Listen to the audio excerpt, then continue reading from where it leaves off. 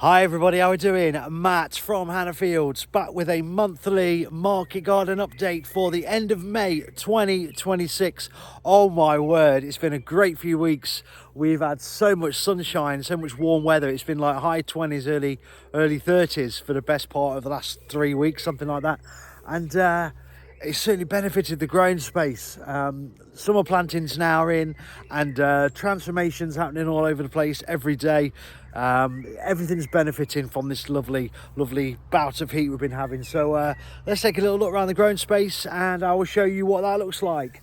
So I'm going to start down the bottom, and squashes and pumpkins are in. They've been in a couple of weeks, and when you come back to me in about 4 weeks time in my June video, this will pretty much all be full of trailing squashes and pumpkins. I've got curry squash and I've got jack-lantern pumpkins, and there's another one in here, I can't remember the name of it. It's a new one for me growing it this year. And I always sow mine sort of like first week in May, third week in May, get them out. So 2 or 3 weeks after sowing, they grow so quickly, especially at this time of year when it's warm. I get them in the ground and let them get on with it. And like I say, when we get to next month's video, it'll look completely different. This bed is pretty much full of crop now, and this week we put in our kale, which will pretty much be the kale for most of the year really, into sort of spring next year. It will give us a little tickle. So Nero kale and curly kale under the mesh netting, which protects it from birds. Obviously it's a brassica, and also keeps off aphids and beetle and things like that that can tend to, you know, give kale and brassicas in general a bit of a battering. Down here, similar story really. This is our rainbow chard, which I like to grow, and I always sow it mid-April, plant it out mid-May. I always find if you just leave it a little bit longer into sort of mid-April as opposed to sowing it sort of between February and March, it tends to withstand, you know, any sort of heat waves we get as we get into summer. So like I say, similar to this, it's going to give us a crop all year now pretty much into next spring before it flowers in April. Derby Day cabbages are, yeah, we're harvesting them. They're a few weeks early, but yeah, what can I say? It's great because it means I can get another crop in here straight after this one, which will pretty much probably be spring onions and beetroots, but I might change my mind. But they're great. I can't complain. We've been harvesting these today. We've harvested a few for customers, and I'll certainly be having some on my Sunday lunch as well. So yeah, just a great example of a quick growing cabbage. I mean, this was sown mid-Feb, planted out the third week in March, third week in May, and we're harvesting them. So if you get your timings right, you really can get a lot of food in your growing season. The main bed, as we call it, is full and thriving. So down here we have our main crop beetroots, which are just starting now to give us some lovely little beetroots. And again, what I always encourage people to do is think ahead about interplanting and intercropping. And you'll see this around the growing space as we go. I've left gaps when I planted my beetroots, and this is where our autumn or winter cabbages will go. So I've already got the gap ready to go. So should my cabbages be ready in a few weeks time, which I anticipate they will be, I don't have to pull beetroots out. The gap's already there, ready to plant and overlap into crop, so that the beetroots can carry on being harvested and left in the ground, and my next crop's already underway. And I've also got the odd potato growing here, which is where we grew potatoes last year in this space, and I just leave them in. I think it looks fun, it looks cool, and it's not doing any harm. In the centre of this bed we've got carrots growing, which were sown around the equinox, undercover for a month or so, and then once we got them established, you know, sort of 6 inches or something like that, we put the net on, and this protects from carrot root fly and just general pests in general. And as you can see, our potatoes are thriving as well. So these are Charlottes, and I anticipate these cropping in the next couple of 3 weeks, and I'll be following these with leeks. So the hoops are already in ready for the leeks, and when these are harvested, my leeks will be planted straight in the ground. I tend to plant potatoes out and sow leeks pretty much in the same week. So the leeks have had a couple of months or so of growth. in the greenhouse, and they go straight in, straight after the potatoes. No messing, no gaps, no wasting time in your growing space. So I'm going to take you into our polytunnels, which are pretty thriving at the minute. They've been loving all this sunshine, well, the crops have in particular. So let's show you what's shaping up. We'll start with here. Seed saving is something I do pretty much all around the growing space. I try and save at least one thing of something, and I always try and encourage myself to do an extra seed saving of something I've never done before, which is carrots and spring onions this year, and I'll show you that shortly. But this is parsley, which was put in here sort of end of October. It's given us lots of harvests, but I'm letting it go to seed now so I can get my seed, and then I can sow it again as we get into autumn. So that cycle just keeps continuing. As you can see, lots of lovely varieties of tomatoes. I've got various varieties in here now, and obviously marigolds I planted down the middle as a sort of sacrificial flower, really. Also attracts beneficial insects, but slugs will go for that before the tomatoes, so something to consider when you're growing them. Nasturtiums, these always pop up here and there, so again, another sacrificial crop. Black fly normally gets attracted to this, but so do slugs. So whilst they're eating these, what are beautiful flowers, they're not eating my crops. And we've got garlic growing all the way around the polytunnel, as you can see, and this tends to crop a couple of weeks before the outdoor one.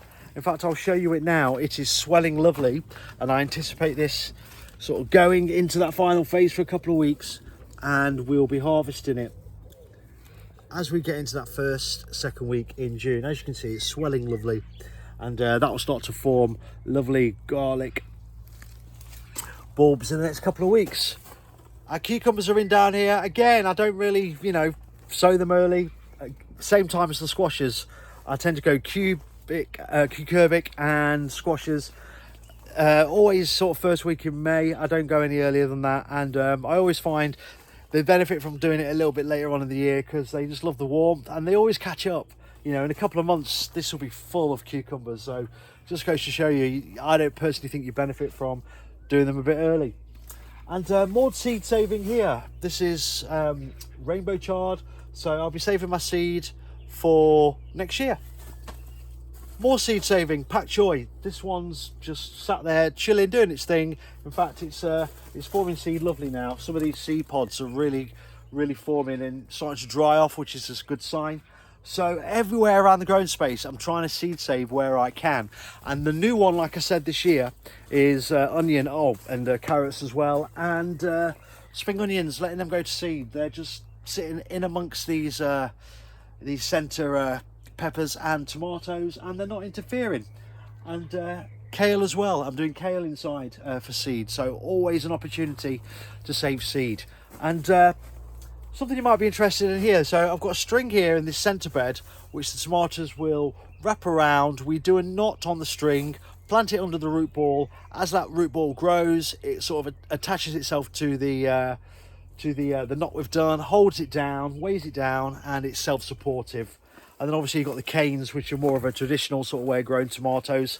So just some things to think about. You've got options depending on the kind of space you've got. So I always find strings better centrally, and this sort of structure on the sides. So yes, thriving in here, and it's pretty similar in the poly number 2, to be fair. So as you can see, the grapes are really giving it some now. So we let it trail down the middle and around the side, and we spent a couple of years sort of cutting it and sort of showing it where we want it to go, if you will. And it's dead easy to harvest now. Straight down the middle, straight around the sides, plenty of light either side of it so it's not interfering, and a great way of growing grapes. And this is year 5 now, so it's took us 5 years to get the grape where we want it, which is here. And this will be pretty much where the vine stays now in terms of its size. Similar story down here, really. More peppers and tomatoes, doing the same thing as what the other polytunnel is doing. And on this side, we're now picking our peas. These are peas for shelling. We've had some shoots as well, and yeah, we've been enjoying them. We've been harvesting them over the last week or two. Peppers, chili plants here, and just some indoor salads that are left over from an earlier planting. And these will all continue to chug away, the peppers and the chilies, and they'll harvest normally around sort of like August time. The tomatoes will harvest in July. Down here are spring onions and carrots. Some of the carrots are ready, and the spring onions we have just started to harvest. So these are all sown this year, and I just find a benefit of doing them indoors. You just get them a few weeks earlier, sometimes a month or so. And these carrots were sown about 3 weeks before the outdoor ones, and they're just starting to give us a crop now. So just gives you a little indication of the benefit of indoor sowing. And speaking of carrots, I'm letting carrots go to seed here, so hopefully we'll have some lovely carrot seed, and it's just another tick of another crop we've got seed from. Down here I will take you to our fruiting area, which is doing great. We've got lovely currants and raspberries coming, so as you can see it's fruiting really heavily, and what we'll be doing is netting this up over the next sort of couple of weeks and protect it from birds. So if you do grow soft fruit, I would encourage a bit of netting on them, purely because birds love them. And a great example of that would be over here. So I haven't netted a little strawberry patch, and believe it or not, there was sort of half a dozen red strawberries on here, and there's none now. So I'll be putting some netting on that after this video. And what can I say? Lettuce leaves, various varieties. This is a mixed sort of seed packet we get, so we don't actually know what varieties of lettuce we get out of it, but there's lots of different heirloom ones and lots of funky leaves, which are great on the plate and salad bags. And we've started harvesting this now, and I've already got the next batch of lettuce in the greenhouse ready to plant. So over the next week I'll be into planting in amongst these lettuces. So as these lettuces rise up and we do our final harvests, the next batch of lettuce is already in and will be pretty much harvestable by the time these come out. So again, that overlap, so we're not losing any time on the growing season. And I love this time of year for herbs in particular, because most herbs have a lovely purple or violet colour when they flower, and it is their flowering time when we get into May. And it's just full of bees. I absolutely love it. And it's a great way of having pollinators in your garden, certainly attracting them anyway, by having herbs knocking around. So not only are they highly medicinal in various different ways and very colourful and give off good scent, they always attract pollinators to your growing space. So I would encourage, growing herbs not just for culinary delights, but also for beneficial insects and bees. And as you can see, this golden oregano behind me really gives it some as you get into May. It's my favourite herb actually, and I always recommend growing things like this, because these guys come back every year, and most of this stuff is perennial, and it's just another example of a couple of years of love, and you get a lovely established herb garden. More parsley going to seed out here, doing the same thing as the one in the main poly. Okay, I will finish this video by taking you over to the pond bed, and we call it the pond bed because obviously we have a pond, which is great in your grown space. I would encourage you to get water somewhere in your grown space, because it attracts frogs, which will spawn every year, and then frogs go around eating up your slugs. So it's a great natural way of dealing with slugs by having frogs in your growing area. And as you can see, I've got a bit of netting going on here. This is just to protect some young crops, mainly runner beans and French beans, which we planted out the other week. And until they get about a foot or so tall, the runners, I tend to just leave the netting on, because sometimes birds peck at it around here. So it's just to discourage the birds, really, more than anything else. And you probably can't see very well, but I'll just crouch down here. We've also got our second crop of beetroot in here. Again, for some reason birds like to peck and dig these up if we leave them uncovered. So as soon as these are sort of 4 or 5 inches, I will harvest them. I will unnet them. Got harvesting on my brain at the minute. And finally, lovely garlic, again swelling up like the ones in the polytunnel. But what I've done is I've left a gap, as you can see, when I put them in the ground, and it's allowed me now to plant out courgettes in this gap. So these courgettes will get a couple of weeks of growth whilst the garlic is swelling up, and I'm saving time. So by the time the garlic have come out, 2 or 3 weeks of growth has already occurred on my courgettes. that's about it, I think, for the growing space this end of May. Look out for other little videos and tips and tricks I'll be firing out over the next few weeks on my channel. And please feel free to subscribe if you haven't done so already, and give us a like and a share if you enjoyed this content. That's me out. Lots of love. Take care.